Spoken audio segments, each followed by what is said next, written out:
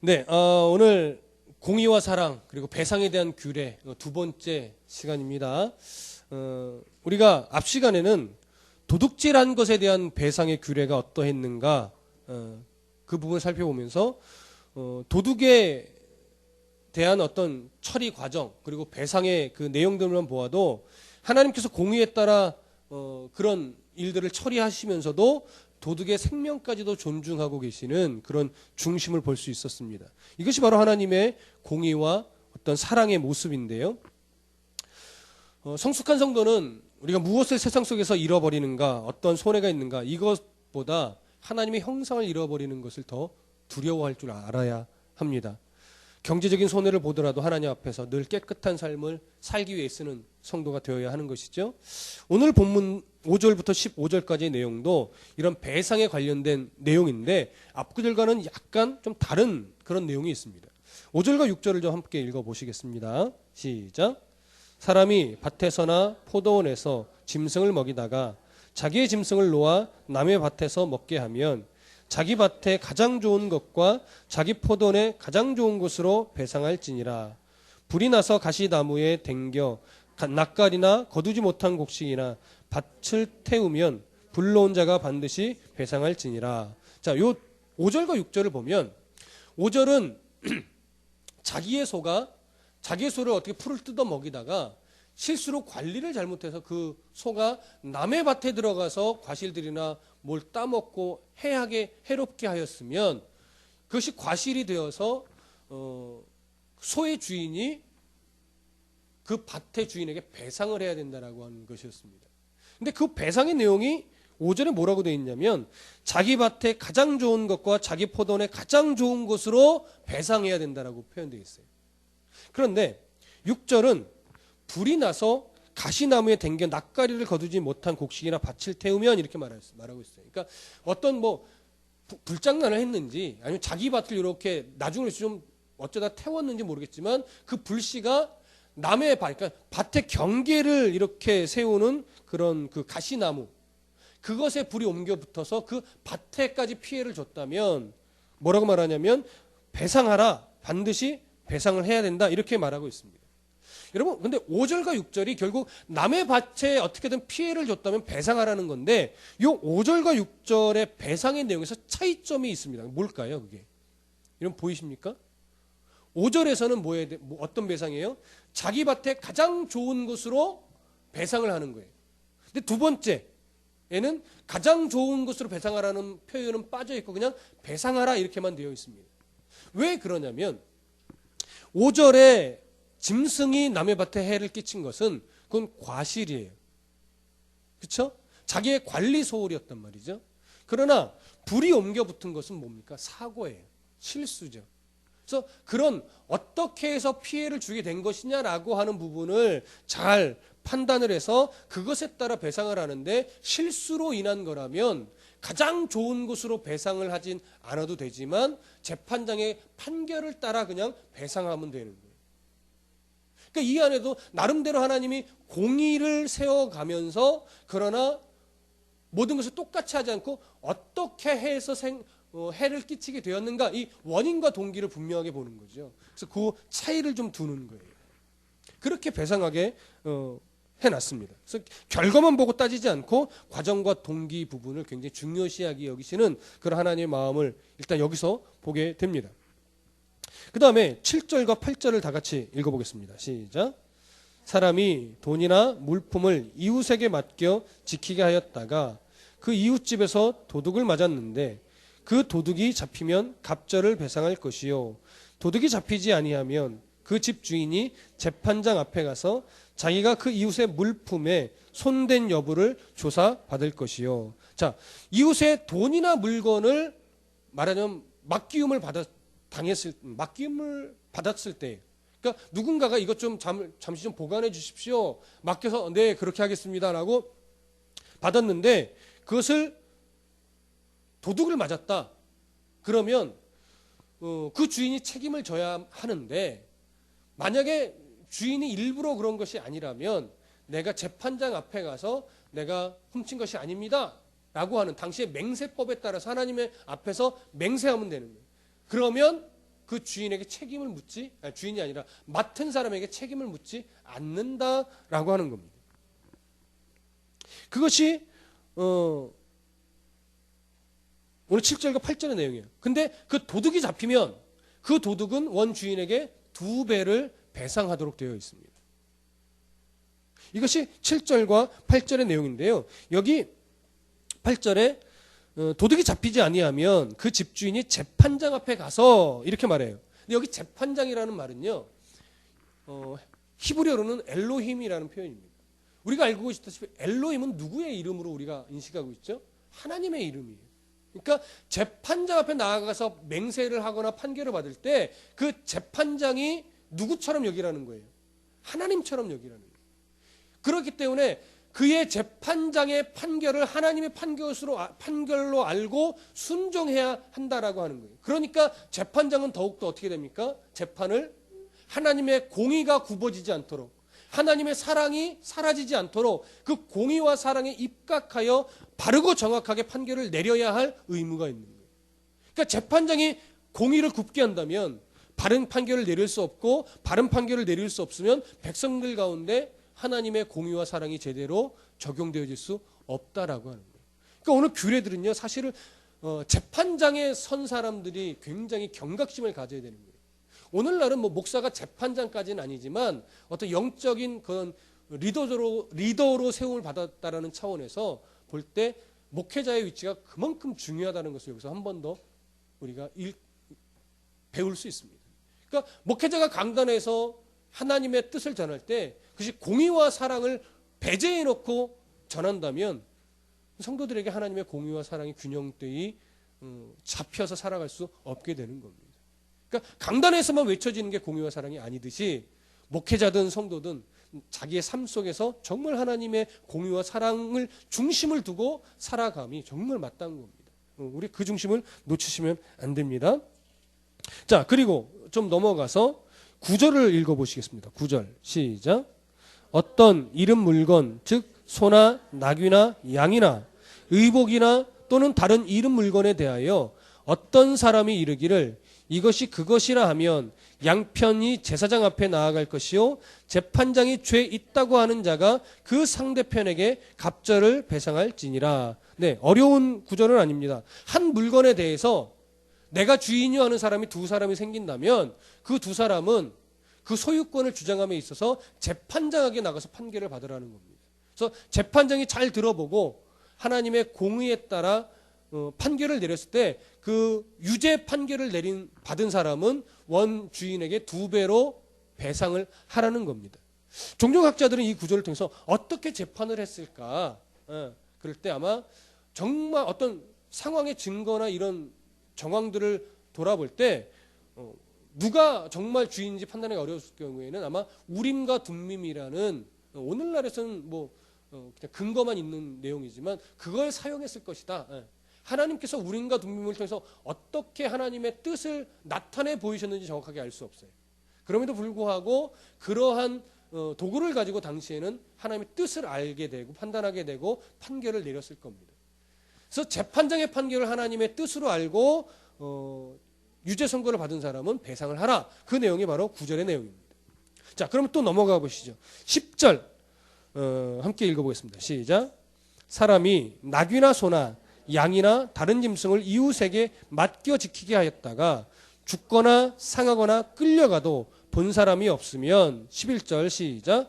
두 사람 사이에 맡은 자가 이웃의 것에 손을 대지 아니하였다고 여호와께 맹세할 것이요 그 임자는 그대로 믿을 것이며 그 사람은 배상하지 아니하려니와. 네, 거기까지만 보시죠. 일단 10절 11절은 어떤 사람이 나귀나 소나 양 자기의 가축을 누군가에게 맡겼을 때라고 하는 거예요. 당시에는요, 저번 시간에도 말씀을 드렸지만 이스라엘의 부의 측정 기준은 가축이 얼마나 많이 있느냐였습니다. 유목민 시절이었기 때문에 저 사람이 얼마나 소를 많이 갖고 있고 양을 많이 갖고 있는 이거에 따라서 얼마나 부자인가가 이제 측정이 되던 시대였는데 한 사람이 정말 큰 부자가 되다 보면요, 자기 혼자 그 많은 가축들을 다 관리하기가 어렵습니다. 그래서 때로는 일부를 가난한 사람에게 맡겨서 가축을 치게 하고 그의 대가로 좀 보상을 받는 이런 식의 일들이 많이 있었습니다. 그러니까 그러한 경우에 오늘 본문이 해당되는 이야기인데, 그런 경우에 위탁받은 사람이 제대로 관리를 해야 되는데 그것을 하다가 실수로 그가 죽거나 상하거나 끌려갔을 때, 아마 이것은 광야에서 이렇게 꼴을 먹일 때의 상황으로 보여집니다.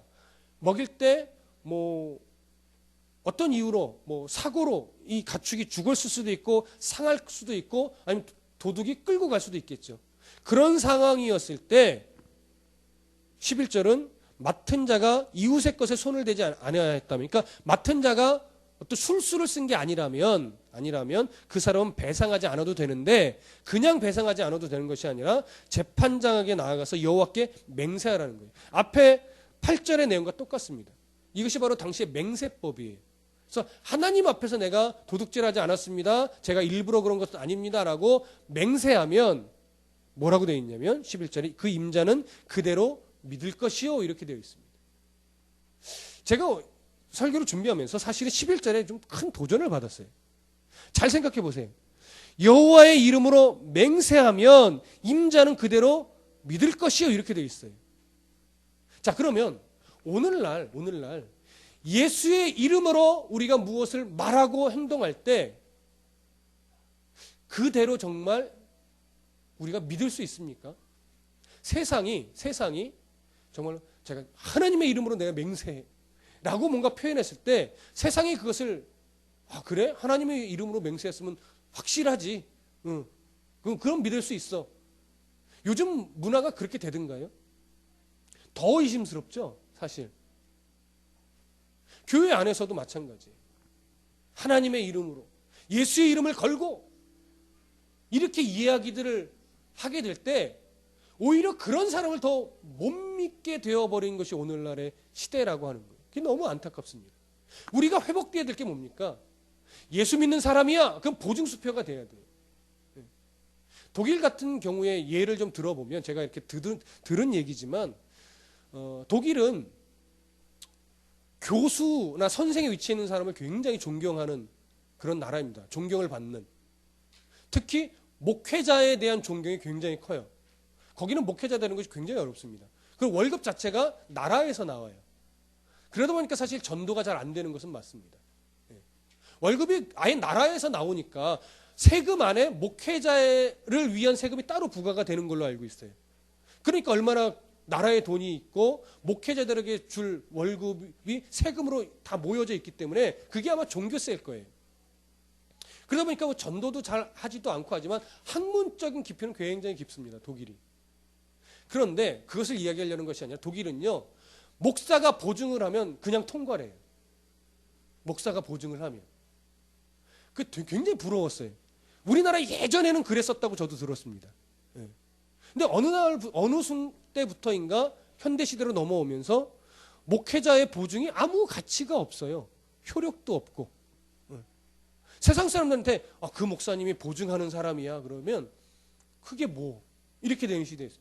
목사가 보증한다고 뭐 달라? 목사가 더 하더만, 목사가 더 사기꾼이더만, 이런 얘기가 오히려 툭 튀어나오지 목사의 보증, 성도의 보증이 세상 가운데 아무런 영향력을 미치지 못한다라고 하는 사실입니다. 그게 바로 오늘 우리가 회복해야 될 일들이에요.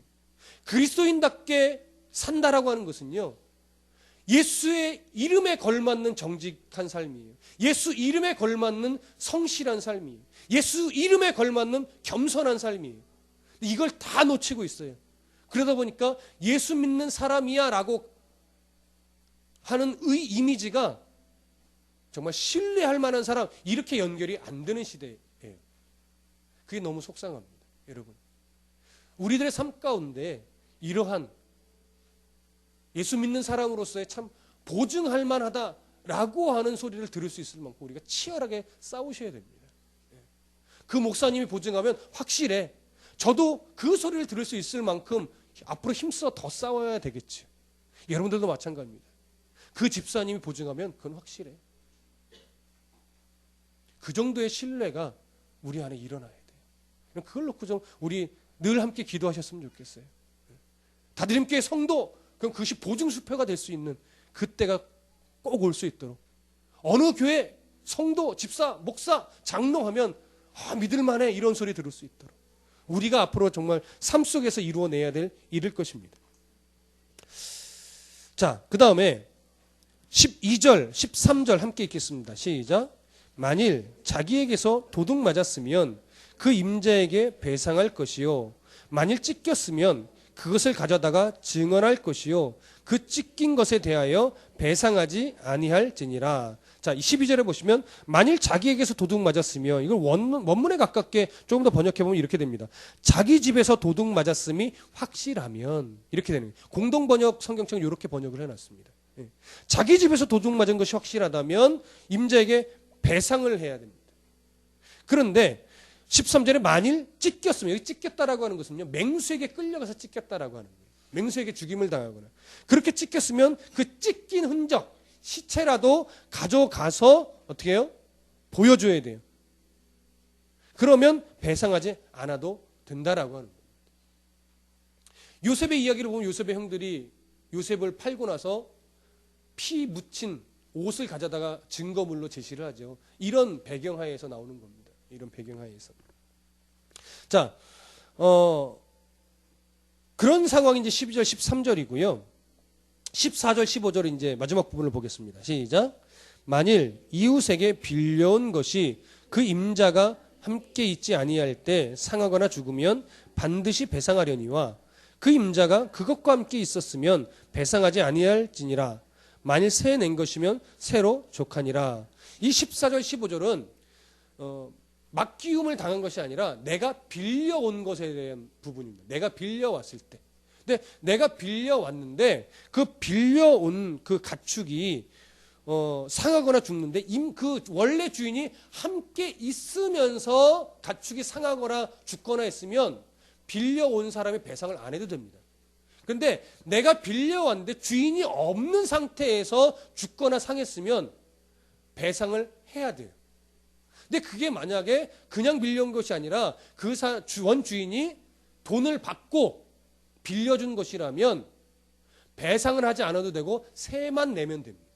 왜냐하면 주인이 세를 받고 팔 때는 자기 이익을 위해서 대여한 것이기 때문에 거기 안에는 어떠한 손해도 감수할 것에 대한 내용이 담겨 있는 것으로 보는 겁니다. 그래서 내가 빌려왔을 때는 주인이 함께 있었으면 배상하지 않아도 되고 주인이 없었으면 배상을 해야 되며 만약에 돈을 내고 빌려온 것이라면 세만 내면 충분합니다. 자, 이것이 바로 이제 배상에 관한 5절부터 15절의 내용인데요. 여기서 우리가 오늘 한 가지만 점검을 하고 마무리를 할 건데 오늘 15절에서 15절까지의 배상의 내용이 원주인에게 유리할까요? 아니면 맡김을 당한 자, 어쨌든 위탁을 받은 자, 이런 가난한 사람에게 더 유리할까요? 잘 보면 가난한 자들에게 더 유리하게 되어 있습니다. 원주인에게 더 유리하게 되어 있지 않아요. 물론 공의에 따라 배상을 해야 될 부분은 배상하게 됐지만 전반적으로 누구 쪽에 더 유리하게 됐냐면 가난한 쪽에 유리하게 됐고 전반적인 책임은 누가 지게 되어 있냐면 원주인이 지게 되어 있습니다. 이 사상이 굉장히 중요합니다. 왜냐하면 그리스도인의 삶이라고 하는 것은 하나님으로부터 뭐예요? 위탁받은 삶이에요. 자녀들에 대한 것도 하나님께 위탁받은 거예요. 건강, 지혜, 지식, 세상에서 살아가는 것, 그 모든 것이 사실은 우리가 살아가야 될 전부가 아니라 하나님으로부터 잠시 위탁받아 그것을 관리하며 받는 거예요. 그렇게 훈련되어져서 하나님 나라에서 더 바르고 온전하게 살아가도록. 그러니까 보세요. 우리가 이 땅에서 살아갈 때 우리의 어떠함이 중요하지만 하나님이 우리의 삶을 뭐 하시겠다라는 겁니까?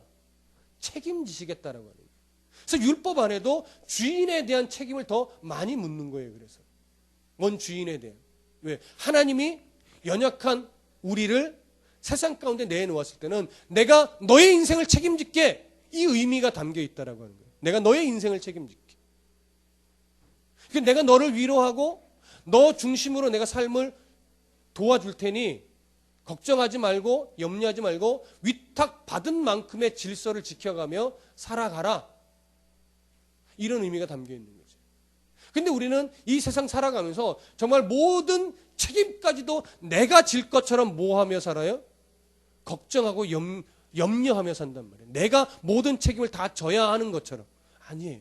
성도들의 삶은 내가 책임지는 삶이 아니라 하나님이 책임지시는 삶이에요. 그래서 하나님의 통치를 받으며 살아가라는 거예요. 우리가 그렇게 잘 못 사는 이유는 뭐예요? 그냥 불안하기 때문에 그래요. 정말 하나님이 완전하게 책임져 주실까라고 하는 의문에 빠지기 때문에 그래요. 그렇기 때문에 신앙은요, 경험해 본 사람만이 그 맛을 알아요. 하나님이 지키시는구나, 하나님이 책임지시는구나, 이걸 경험해 본 사람만이 하나님께 모든 것을 맡기고 하나님의 통치에 따라 살아갈 수 있어요. 근데 그 맛을 못 보면 자꾸 불안하고 늘 염려가 되는 거예요. 왜? 정말 하나님이 책임지실까? 이런 생각들이 더 크기 때문에. 오늘 본문을 통해서 그 하나님의 은혜를 더 깊이 좀 경험하셨으면 좋겠습니다. 우리의 인생은 하나님이 책임지시는 인생입니다. 율법에 담겨 있듯이. 그러니까 우리는 뭐만 생각하면 돼요? 하나님이 내 인생을 책임지시니 나는 하나님의 통치 아래서 공의와 사랑, 이것만 놓치지 말고 내가 열심히 성실하게 살아가면 되겠구나. 그럼 하나님이 그 인생을 온전하게 책임지셔서 하나님이 기뻐하시겠구나. 그거면 됩니다. 근데 자꾸 여기에 격가지가 붙으면 안 돼요. 격가지가. 자꾸 격가지가 붙는 거예요.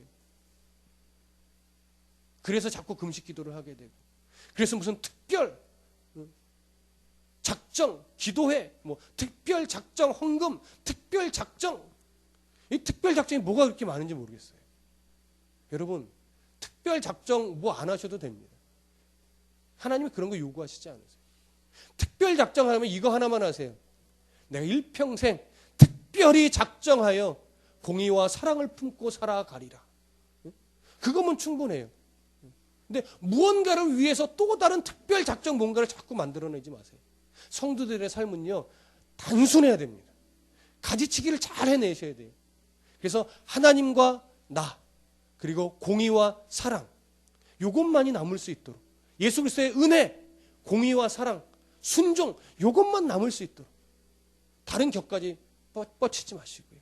그럼 하나님이 우리의 삶을 정말 기뻐하시고 즐거워하실 겁니다. 계속해서 우리가 앞으로 이 계명들을 보게 될 텐데요. 조금 힘겨워도 계속 볼 겁니다. 그 안에 담겨있는 하나님 마음을 우리가 더 깊이 깨달을 수 있도록, 그래서 더 하나님의 자녀로서 이 세상에 맡겨짐을 받은 자로서의 삶을 바르고 온전하게 살아나가는 성도가 되시길 소원합니다. 기도하겠습니다.